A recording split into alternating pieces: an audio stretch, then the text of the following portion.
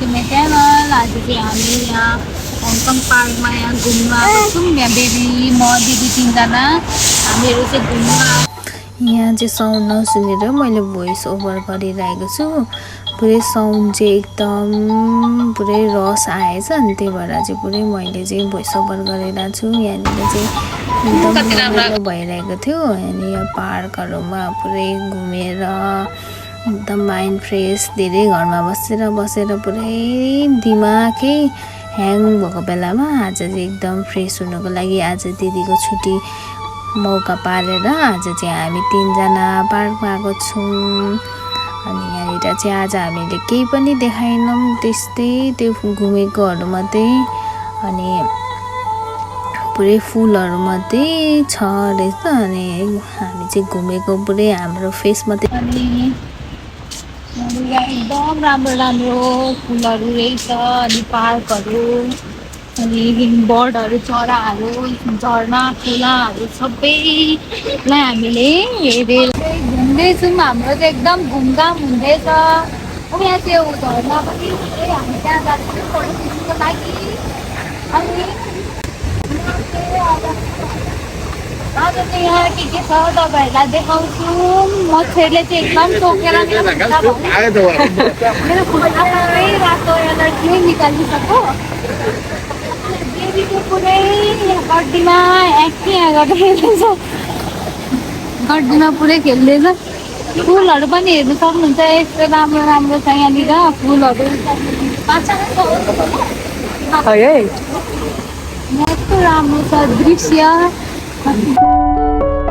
चाहिँ हामी बेबी म दिदी चाहिँ घुम्न आइरहेको छौँ। यहाँनिर हेर्नु सक्नुहुन्छ बेबी चाहिँ यहाँ यस्तो गरिरहेको छ।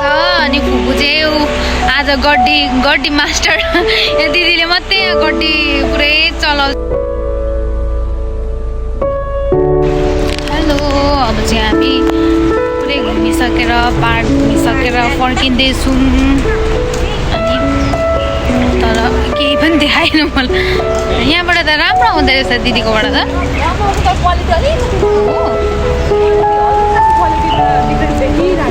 ए है योबाट चाहिँ यताबाट त बन्द होला हौ। ए बन्द होला यता त। ए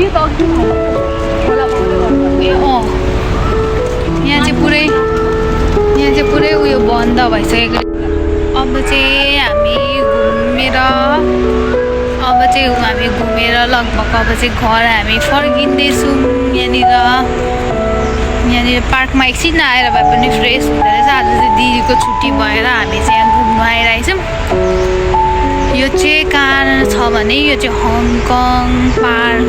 यो चाहिँ सेन्ट्रल कता हो थाहा छैन मजाले लोकेसन। हाम्रो चाहिँ घरदेखि नजिकै पर्छ अनि त्यही भएर चाहिँ हामी चाहिँ घुम्न आयौँ। एकछिन भए पनि फ्रेस भइरहेको छौँ। नानी र दिदी चाहिँ तल गड्डीमा हुनुहुन्छ। अनि अब चाहिँ हामी चाहिँ घर जाँदैछौँ। हाम्रो चाहिँ यो उकालोबाट यसरी उकालो बाटो पुरै हिँड्दै आमा चाहिँ मस्त भिडियो बनाउने अनि फुपू र भदैनी चाहिँ पुरै बाँच्ने भइसक्यो। फुपूसँग बाँच्ने भइसकेको छ। ऊ चाहिँ 0.5 बाट चाहिँ चुन्टु चाहिँ ऊ यहाँ बसिरहेको छु।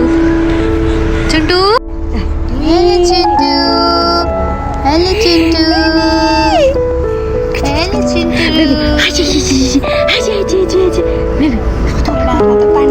यहाँ चाहिँ फुलै फुल। अब आफ्नो मात्रै अनुहार देखाउनु होला नि दिदी। फुलै फुलको संसारमा आएको छु यहाँ आज म। फुलै फुलको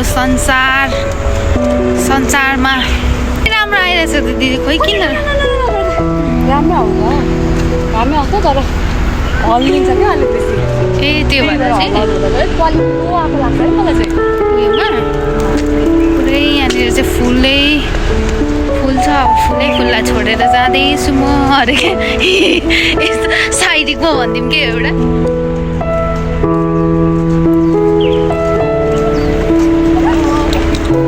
दिदी यही अब त उकालो अनि सिडी आउँछ त्यहाँदेखि त अनि घर त चौला हो नि।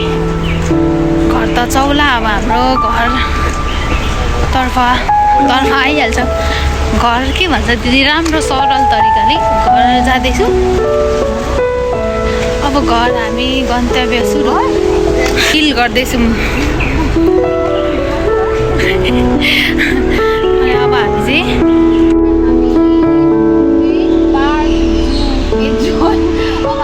चिम्पाङ्जी लागि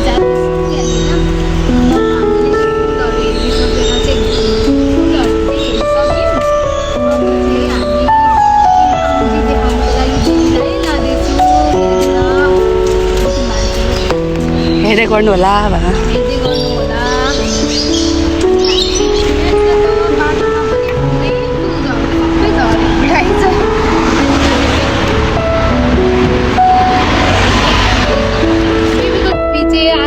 बर्थडेमा बस्दा उसलाई चाहिँ एकदम झ्याउ भएछ अनि उसलाई चाहिँ अनि उसलाई बोकेर यहाँनिर एकछिन उसलाई चाहिँ फ्रेस बनाएको हावा खुवाएर होइन ओके न बेबी फ्रेस भएको है म भन म फ्रेस हुँदैछु है एकछिन गल्टीमा बस्दा बस्दा म थाकिसकेँ